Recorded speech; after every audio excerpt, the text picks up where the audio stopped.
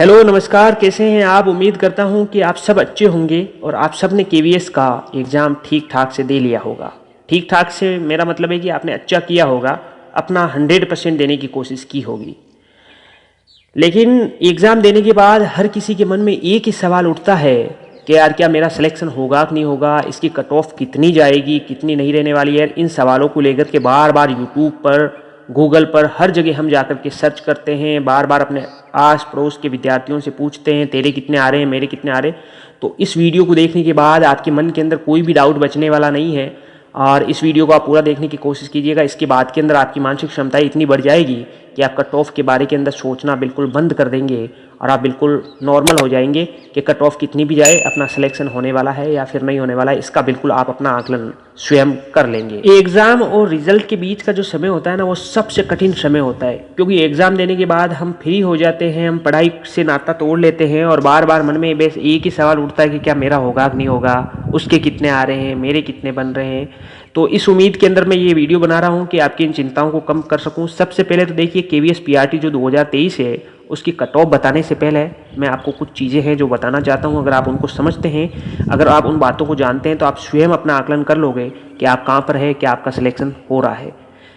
देखिए cut off 2023 जो है किन बातों पर निर्भर करने वाली है। देखिए वैकेंसी जो 2023 के अंदर अब तक की सबसे बड़ी वैकेंसी है, ये तो आपको मानना होगा। लेकिन फॉर्म भी बहुत बड़ी संख्या के अंदर भरे गए हैं इस बार फॉर्म बड़ी संख्या के अंदर भरे गए। लेकिन क्या प्रेजेंट जितने लोगों ने फॉर्म भरे वो सभी उपस्थित वहाँ हुए हैं? तो ऐसा बिल्कुल भी नहीं है। आपने भी अनुभव किया होगा, आप जिस लॉबी के अंदर बैठे थे वहाँ पर आप स्वयं सोचिए कि कितने विद्यार्थी वहाँ पर अनुपस्थित है। मैंने बहुत सारे लोगों के पूछ करके आपको बताने की कोशिश कर रहा हूँ कि उपस्थिति कम रही है, जिसका बहुत बड़ा फैक्टर है कि राजस्थान जो राज्य है वो एक बहुत बड़ा रोल अदा करता है। वहाँ के विद्यार्थी बहुत बड़ी संख्या के अंदर केवीएस के फॉर्म अप्लाई करते हैं। इस बार भी उन्होंने फॉर्म तो अप्लाई किए लेकिन वो परीक्षा के अंदर नहीं आ पाए। इसका सबसे बड़ा कारण था कि जो राजस्थान के अंदर रीट का एग्ज़ाम जो होता है थर्ड ग्रेड के लिए, जो प्राइमरी सेक्शन के लिए, वो और केवीएस के एग्ज़ाम दोनों आपस के अंदर टकरा गए थे। तो राजस्थान के विद्यार्थियों ने फॉर्म तो भर दिया था लेकिन वो इस परीक्षा के अंदर उपस्थित नहीं हो पाए और इसका सबसे बड़ा कारण ये रीट का एग्ज़ाम है और ख़ास तौर पर एग्ज़ामों का टकरा जाना, जिसकी वजह से उपस्थिति बहुत कम रही है। दूसरी चीज़, पहले जब ऑफलाइन एग्ज़ाम होते थे तो कहीं ना कहीं विद्यार्थियों को सेंटर जो है नज़दीक मिलते थे। इस बार कई विद्यार्थियों को बहुत दूर सेंटर मिले हैं तो कहीं ना कहीं विद्यार्थी वहाँ जाने से कतराए और उन्होंने अपनी उपस्थिति वहाँ दर्ज ही नहीं करवाई। तो फॉर्म तो भरे गए थे लेकिन उपस्थिति कम रहने की वजह से फिर वही है। और 13,000 की बहुत बड़ी भर्ती है तो कहीं ना कहीं आपको पता होना चाहिए कि मेरिट तो यहाँ कम ही रहने वाली है। अब आप बार बार एक सवाल ये भी उठता है कि यार मेरा पेपर सरल था, मेरा पेपर कठिन था। तो आपके लिए कठिन है तो वो सबके लिए कठिन होगा, अगर आपके लिए सरल है तो वो सबके लिए सरल होगा। जितने भी एग्ज़ाम, कोई भी वैकेंसी होती है जिसके लिए एग्ज़ाम करवाए जाते हैं, अगर एक ही दिन के अंदर पेपर होता है तो नॉर्मलाइजेशन की प्रक्रिया नहीं अपनाई जाती है एक शिफ्ट में होने से।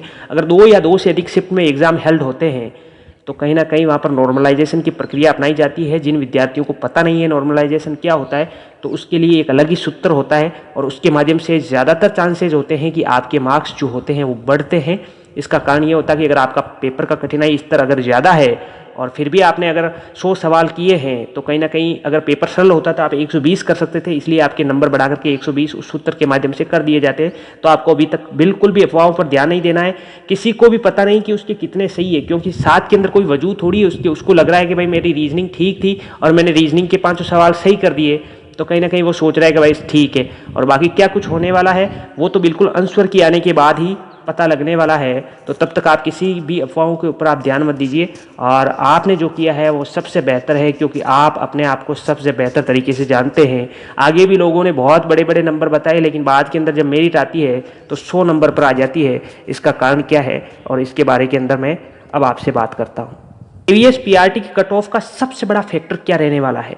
क्या वास्तव के अंदर मेरिट 50 नंबर पे चली जाएगी? क्या वास्तव के अंदर 150 नंबर लेकर के आने वाला विद्यार्थी भी बाहर हो जाएगा? जी बिल्कुल ऐसा संभव है और मैं आपको बिल्कुल सबूत के साथ के अंदर बताना चाहूँगा कि राजस्थान सरकार वर्सेज एनसीटी, जिन्होंने 2018 के अंदर एनसीटी ने एक गाइडलाइन जारी की थी जिसके अंदर प्राइमरी जो स्कूल होते हैं उनके अंदर जो बीएड डिग्री धारक है उनको उसके अंदर सम्मिलित कर लिया था।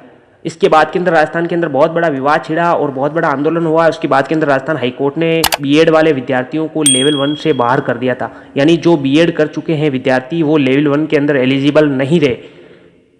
लेकिन फिर एनसीटी ने उस मामले को सुप्रीम कोर्ट के अंदर लेकर के गए, वहाँ पर भी बहुत सुनवाई चली और सुनवाई चलने के बाद सुप्रीम कोर्ट ने उस फैसले को सुरक्षित रख लिया है। अगर सुप्रीम कोर्ट उस फैसले को बीएड वालों के पक्ष के अंदर ले जाती है तो इस वैकेंसी पर कोई फर्क नहीं पड़ने वाला, क्योंकि पहले भी ऐसा होता है, अभी भी ऐसा ही होगा। लेकिन अगर मान लीजिए 10% चांस है, 20% चांस है कि अगर बीएड को वो बाहर कर देती है लेवल 1 से, यानी कि प्राइमरी जो 1 to 5 स्कूल होते हैं उसके अंदर सिर्फ वो ही पढ़ा सकते हैं जिन्होंने डीएलएड किया है। अगर ऐसा होता है तो बहुत बड़ी संख्या के अंदर एग्ज़ाम दिए हुए विद्यार्थी बाहर हो जाएंगे। फिर चाहे उनके 150 भी आ रहे हैं फिर भी उनके नंबर कुछ मान्य नहीं होंगे।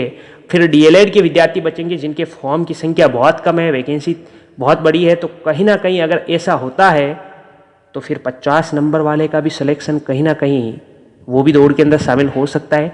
तो अभी देखिएगा सुप्रीम कोर्ट का फैसला क्या कुछ आने वाला है। 3 महीनों तक सुप्रीम कोर्ट अपने फैसले को सुरक्षित रख सकती है, तो कभी भी वो फैसला आ सकता है। अगर वो डीएलएड वालों के पक्ष के अंदर आता है तो फिर डीएलएड वाले लगभग वहाँ सिलेक्शन होने के बहुत ज़्यादा चांसेस बढ़ जाएंगे। और आपने जो करना था वो आप कर चुके हैं, अब क्या होना है अब आप भगवान पे छोड़ दीजिए। देखिए, एक अच्छे विद्यार्थी की एक खास बात होती है कि वह प्रयास करना तब तक नहीं छोड़ता जब तक कि उसको मंजिल ना मिल जाए। बस जब तक मंजिल नहीं मिलती ना तब तक वो प्रयास करना नहीं छोड़ता। बहुत सारे विद्यार्थी जिन अपने मन के अंदर जिन्होंने सोच रखा है मेरे 140 नंबर आ रहे हैं और अभी वो पढ़ना छोड़ चुके हैं। बहुत सारे लोग ऐसे हैं जिनके कम नंबर आए वो पढ़ना जारी रख। मैं आपको बताना चाहूँगा कि 6 आपके 140 बन रहे हैं, 6 आपके 70 नंबर आ रहे हैं, आपको अपनी पढ़ाई को जारी रखनी है जब तक आपको मंजिल ना मिले। फिर चाहे आपके 80 नंबर हो, 150 नंबर हो, आपको अपनी तैयारी को अनवरत रूप से जारी रखना है। मेरा बस यही कहना है, जब तक कि मंजिल ना मिल जाए बाकी सब आपकी मर्जी है। और यूट्यूब पे और गूगल पे इन पे बहुत सारे लोग हैं जो कट ऑफ आपको बता करके आपके साथ के अंदर दावा कर रहे हैं कि इतनी कट ऑफ रहने वाली है। तो मैं आपको अगर कोई पूरी गारंटी के साथ आपको मेरिट बताने का दावा कर रहा है तो उसके 2 ही कारण हो सकते हैं कि या तो वो भगवान है जो आगे पीछे की जानता है, यानी वो दूरदृष्टि है, उसको बिल्कुल पता लग रहा है कि भाई आगे क्या होने वाला है क्या नहीं होने वाला, तो या तो वो भगवान का रूप है, आपको उसके जाकर के पाँव पकड़ लेने चाहिए क्योंकि वो भगवान है। और या फिर हो सकता है कि वो हवा के अंदर तीर मारा हो, सबसे बड़ा झूठा हो, क्योंकि किसी को भी पता नहीं चलता, स्वयं विद्यार्थियों को पता नहीं चलता कि मेरिट कितने जाने वाली है और कितनी रहने वाली है। बस सिर्फ अनुमान लगाए जा सकते हैं, सिर्फ हवा के अंदर तीर लगाए जा सकते हैं। तो आप निश्चित रहिए, आपने सब कुछ सही किया है। अब भगवान पे विश्वास रखिए, पॉजिटिव रहिए, आगे बढ़ते रहिए। अगर आपको मेरा वीडियो अच्छा लगा है तो आप सब्सक्राइब ज़रूर कीजिएगा। आगे बहुत जल्द मैं और वीडियो लेकर के आने वाला हूँ, तो इसके लिए बहुत बहुत धन्यवाद। आपका दिन शुभ हो, आप तैयारी को जारी रखें। धन्यवाद।